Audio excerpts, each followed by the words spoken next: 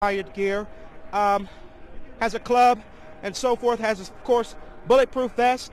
He's in riot gear, prepared to try to get things back to order here. Now, earlier, if you look in this direction, you can see something burning in the street. We don't know exactly what that is. I think it's a trash can. We need to cut you off, Keith, because we're looking at aerial footage right now of a very large crowd attacking a police vehicle. You see the crowd swarming that vehicle, people standing on top of it, jumping on top of it. They took a live shot of someone attacking a police vehicle. Beating the vehicle with some objects. So clearly a situation very out of control there on Reisterstown Road near Gwynns Falls.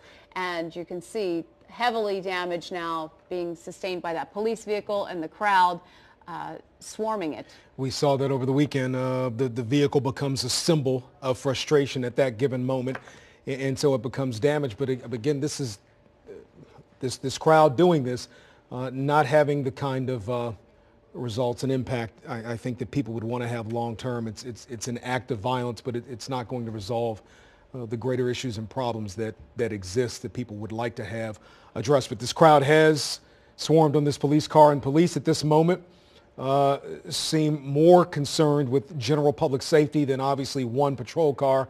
The car can be replaced, but human life is what's paramount at this point, and police have set up that perimeter. They continue advancing. They continue to try and push this crowd back.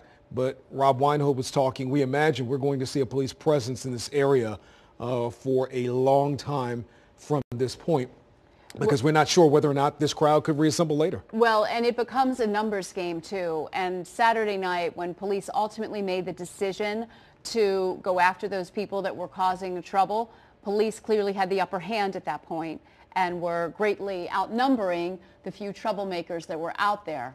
You see a very large crowd and a scattered crowd in that area all around Mondawmin Mall tonight. You can see the large number of people that has descended on this police car, and we know that there are pockets of people all in the areas surrounding that.